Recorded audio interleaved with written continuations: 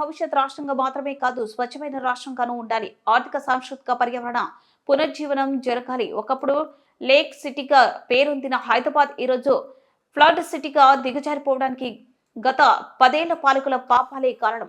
వాటి ప్రక్షాళన కోసమే హైడ్రాను ఏర్పాటు చేశాం. ఇటీవల కేరళలో ప్రకృతి విలయ తాండవాన్ని చూసాం. ఆ పరిస్థితి హైదరాబాద్ కు రాకూడదు. హైడ్రా వెనుక ఎలాంటి రాజకీయ కోణం లేదు. అదొక పవిత్ర కార్యం, ప్రకృతిని కాపాడుకునే యజ్ఞం. కొందరు భూమాఫియాగాలు పేదలను ముందు పెట్టి హైడ్రా లక్ష్యాన్ని నీరుగార్చే ప్రయత్నంలో ఉన్నారు. ఎన్ని అడ్డంకులొచ్చినా హైడ్రా ఆగదు. హైదరాబాద్ భవిష్యత్తుకు హైడ్రా గ్యారంటీ ఇస్తుంది. ఇది నా భరోసా. ప్రజలు సహకరించాల్సిందిగా కోరుతున్నా అని ముఖ్యమంత్రి రేవంత్ రెడ్డి విన్నవించారు. ప్రజాపాలన దినోత్సవ సందర్భంగా మంగళవారం గన్ పార్క్ లోని అమరవీరుల స్తూపం వద్ద ముఖ్యమంత్రి రేవంత్ రెడ్డి నివాళులర్పించారు. రాజభరణాలిక చెల్లవు, రాచరికపు ఆనవాళ్లు ఉండొద్దు అని ఇందిరమ్మ రాజభరణాలు రద్దు చేసి పేదలు కట్టే పన్నులు అత్యంత నిరుపేదలకు పంచాలన్న ఆలోచన చేసింది శ్రీమతి ఇందిరా గాంధీ గారు అన్న సంగతి ఇవాళ చెప్పాలి. ఒకప్పుడు జమీందారులు, జాగీర్దారులు, భూస్వాముల దగ్గర, నవాబుల దగ్గర వేలాది ఎకరాల భూములుండి వాళ్ళ భూముల్లో దళితులు, గిరిజనులు, బలైన వర్గాలు, పేదలు బానిసలుగా వ్యక్తి చాకిరి చేస్తుంటే దళితుల, గిరిజనుల, బలైన వర్గాల ఆత్మగౌరవం పెరగాలి అని అంటే సొంత భూమి ఉండాలి అని భూములను వేలాది, లక్షలాది, కోట్లాది ఎకరాలను భూస్వాముల దగ్గర నుంచి గుంజుకొని అసైన్మెంట్ పట్టాల పేరు మీద భూములు పంచిపెట్టింది ఇందిరమ్మ కాదా? ఇవాళ ఈ రాష్ట్రంలో 25 లక్షల ఎకరాలు అసైన్మెంట్ పట్టాల పేరు మీద భూములు ఇచ్చిండ్రు. ఇవాళ దళితులు, గిరిజనులు ఆత్మ గౌరవంతో సొంత ఊర్లో, సొంత ఇంట్లో, సొంత భూమిలో దుక్కి దున్నుకొని బుక్కెడు అన్నం తింటుండ్రు అంటే అది ఇందిరమ్మ ఇచ్చిన వరం అన్న సంగతి నేను ఈరోజు చెప్పదలుచుకున్నా. పూరు గుడిసెలల్లా పేదరికంలో దాపు లేకుండా బతుకుతున్న వాళ్లకు ఇల్లు ఇవ్వాలి, మీ సొంత ఇల్లు ఉండాలి, మీ గ్రామంలో మీరు ఆత్మగౌరవంతో బ్రతకాలి అంటే మీకు సొంత ఇల్లు ఉండాలి అని ఇండ్ల పట్టాలిచ్చి సొంత ఇళ్ళనిచ్చి ఇందిరమ్మ ఇళ్ళని కట్టించింది ఇందిరమ్మ కాదా? ఇవాళ పేదల కోసం అసైన్మెంట్ సీలింగ్ యాక్ట్ను తీసుకొచ్చి లక్షలాది ఎకరాల భూములను పేదలకు పంచిండ్రు. పోడు భూములను, పోడు పట్టాలిచ్చి ఆదివాసీలను, గిరిజనులను ఆదుకున్నది. ఇవాళ మా లంబాడే సోదరులు రవీంద్రనాథ్ ఉన్నాడు. లంబాడాలని ఎస్టీలలో చేర్చింది ఇందిరమ్మ కాదా? ఇవాళ ఎస్టీ రిజర్వేషన్లు డాక్టర్లు, లాయర్లు, ఇంజనీర్లై, ప్రజాప్రతినిధులై, చట్ట సభలలో ఎమ్మెల్యేలు, ఎంపీలు, మంత్రులైన గిరిజన సోదరులారా, లంబాడి మిత్రులారా, ఇవాళ మీ అభ్యున్నతికి కారణం ఇందిరమ్మ కాదా అని నేను అడుగుతున్నా. ఇవాళ ఈ దేశంలో రిజర్వేషన్లు ఇచ్చి రిజర్వేషన్లు తెచ్చింది కాంగ్రెస్ పార్టీ. పండిత్ జవహర్లాల్ నెహ్రూ ఇందిరమ్మ కాదా అని నేను ఈరోజు ఆలోచన చెయ్యమని అంటున్నా. అలాంటి ఇందిరమ్మ ఈ దేశ సమగ్రత కోసం, ఈ దేశ అభ్యున్నతి కోసం, ఈ దేశాన్ని ఉన్నత శిఖరాల వైపు నడిపించడానికి ఈ దేశంలో వచ్చిన ఉగ్రవాదాన్ని అణచివేస్తే ఇందిరమ్మను పొట్టన పెట్టుకున్నది ఉగ్రవాదులు కాదా? ఈ దేశం కోసం ఆఖరి శ్వాస వరకు, చివరి రక్తపు బొట్టు వరకు త్యాగం చేసింది ఇందిరమ్మ కాదా అని నేను ఈ సన్నాసులను నేను అడగదలుచుకున్నా. వారి వారసత్వంగా రాజకీయాలకు దూరంగా ఉండి పైలట్గా, ఒక ప్రధానమంత్రి కొడుకుగా కాకుండా ఒక సాంకేతిక నిపుణుడిగా దేశానికే దూరంగా ఉన్న రాజీవ్ గాంధీ ఆనాడు ఇందిరమ్మ మరణం ఈ దేశానికి నాయకత్వ సమస్య వచ్చినప్పుడు అందరూ, ముఖ్యులందరూ, ఈ దేశ మేధావులందరూ రాజీవ్ గాంధీని దేశానికి రప్పించి ఈ దేశానికి ప్రధానమంత్రిగా బాధ్యతలు తీసుకోమంటే ఆనాడు ఈ దేశ ప్రజల కోసం, 100 కోట్ల జనాభా కోసం ఆనాడు రాజీవ్ గాంధీ ప్రధానమంత్రిగా బాధ్యతలు చేపట్టిన వారు ప్రధానమంత్రిగా బాధ్యతలు చేపట్టినంత వరకు 21 సంవత్సరాలు ఓటు హక్కు ఉండే. కానీ దేశం యొక్క భవిష్యత్తు యువత చేతుల్లో ఉంది. సమూలమైన మార్పులు రావాలంటే, ప్రపంచంతో పోటీ పడాలంటే 21 ఏళ్లకు ఓటు కాదు, 18 సంవత్సరాలు నిండిన నూనూగు మీసాల యువకులు ఈ దేశ భవిష్యత్తును నిర్ణయించాలి. మీకు ఓటు హక్కు ఇస్తున్నామని రాజ్యాంగాన్ని సవరించి 18 ఏళ్లకే ఓటు హక్కు ఇచ్చింది రాజీవ్ గాంధీ కాదా అని ఈ సన్నాసులను సోయిలేని వాళ్ళని నేను అడగదలుచుకున్నా.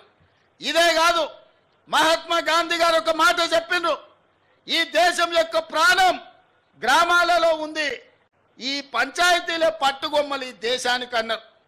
మరి ఈ పంచాయతీలే పట్టుగొమ్మలు అంటే ఢిల్లీలో నుంచి నిధులు రాష్ట్రాలకు వస్తే గ్రామాలకు చేరట్లేదని ప్రత్యక్షంగా కేంద్రం నుంచి గ్రామ పంచాయతీలకు వాళ్ళ ఖాతాలలో నిధులు పోయే విధంగా రాజ్యాంగాన్ని సవరించి 73, 74 రాజ్యాంగ సవరణతోని నిధులను సరాసరి గ్రామ పంచాయతీలకు అందించిన మాట ఇవాళ రాజీవ్ గాంధీ తెచ్చిన సరళీకృత విధానాలు కాదా?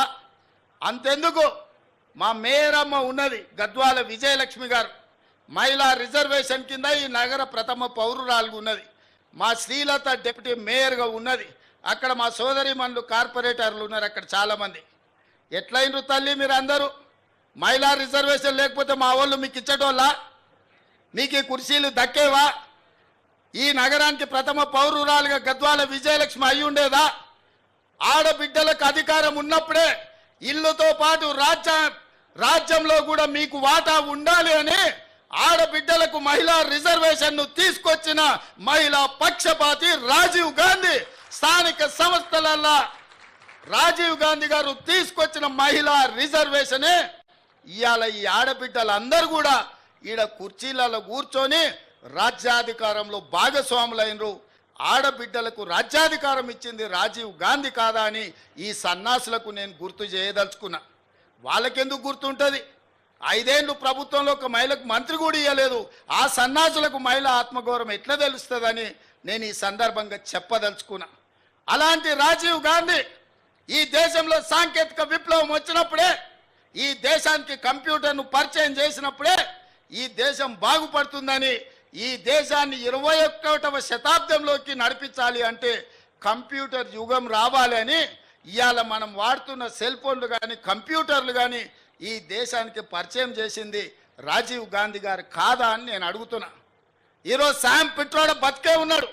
ఈ సాంకేతిక విప్లవం ప్రపంచంతో పోటీ పడే విధంగా ఇవాళ సిలికాన్ వ్యాలీని మనం నడిపిస్తున్నాం, అమెరికా ఆర్థిక వ్యవస్థను మనం శాసిస్తున్నాము అంటే సాంకేతిక విప్లవం ఈ దేశంలో తెచ్చింది రాజీవ్ గాంధీ.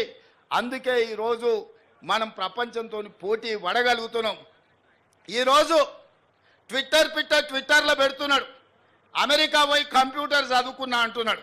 ఆ కంప్యూటర్ని పుట్టించింది, ఈ దేశానికి పరిచయం చేసిందే రాజీవ్ గాంధీ సన్నాసి. లేకపోతే ఇక్కడనే ఎక్కడనో గుంటూరులో ఇడ్లీ కూడా అమ్ముకుంటూ తిరిగేటోనివి. ఎందుకంటే ఆడికి చదువుకుంటానికి పోయినావు కదా, నువ్వు ఆడనే ఇడ్లీ కూడా అమ్ముకొని బతికేటోనివి. లేకపోతే రైల్వే స్టేషన్లో ఛాయ్ సమోసా అమ్ముకుంటా సిద్దిపేటలోనే ఉండేటోనివి. రాజీవ్ గాంధీ దేశానికి కంప్యూటర్ని పరిచయం చేసింది కాబట్టి నీ బతుకు ఒక కంప్యూటరు, ఒక ట్విట్టర్ అకౌంటు, ఒక ఐటీ మంత్రివైనవు. లేకపోతే ఐటీ శాఖనే ఉండేది కాదు. రాజీవ్ గాంధీ గారు ఐటీ రంగాన్ని ఈ దేశానికి పరిచయం చేసిండు కాబట్టి ఆ సన్నాసి ఐటీ శాఖకు మంత్రి అయిండు. లేకపోతే ఆ దిక్కుమాలలోని బాధనే మనకు ఉండేది కాదు.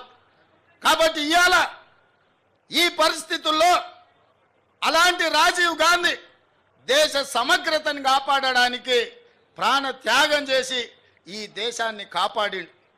అంత గొప్ప వ్యక్తి విగ్రహాన్ని ఈరోజు సచివాలయం ముందల ట్యాంక్ బండ్ మీద పెడితే రాజీవ్ గాంధీ విగ్రహం ఎందుకు పెడతారని అడుగుతారా? ఎంత బలుపు మాటలు కార్యకర్తలారా, ఒకసారి ఆలోచన చేయండి. అధికారం పోయినా మదము దిగలేదు. గాంధీ కుటుంబాన్ని కుటుంబ పాలన అంటున్నారు. ఆ సన్నాసులకు చెప్పండి, రాజీవ్ గాంధీ గారు ప్రధానమంత్రిగా చనిపోయిన తర్వాత దాదాపుగా 15-20 ఏళ్ళు కాంగ్రెస్ అధికారంలో ఉంది. సోనియా గాంధీ గారు ఏ పదవి తీసుకోలే, కేంద్ర మంత్రి పదవి తీసుకోలే, ప్రధానమంత్రి పదవి తీసుకోలే. 2004 నుంచి 2014 10 సంవత్సరాలు బలమైన యూపీఏ ప్రభుత్వం ఉన్న సోనియా గాంధీ గారు, రాహుల్ గాంధీ గారు ఏ పదవులు తీసుకోలే. కేంద్ర మంత్రి పదవి కానీ ప్రధానమంత్రి పదవి కానీ తీసుకోలే. ఆనాడు రాజీవ్ గాంధీ గారు చనిపోయినాక దాదాపుగా 3 దశాబ్దాలుగా పైగా కాంగ్రెస్ పార్టీలో గాంధీ కుటుంబం ప్రధానమంత్రి, కేంద్ర మంత్రి పదవి తీసుకోలేదు.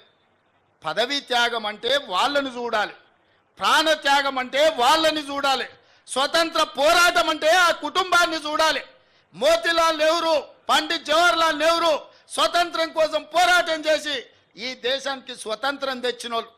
శ్రీమతి ఇందిరాగాంధీ, శ్రీ రాజీవ్ గాంధీ ఈ దేశం కోసం ప్రాణాలు త్యాగం చేసి దళిత గిరిజన ఆదివాసీలను ఆదుకున్న జాతి. సోనియా గాంధీ, రాహుల్ గాంధీ పదవి త్యాగం చేసి మన్మోహన్ సింగ్, పివి నరసింహారావు లాంటి మేధావులను ఈ దేశానికి ప్రధానమంత్రులుగా పరిచయం చేసి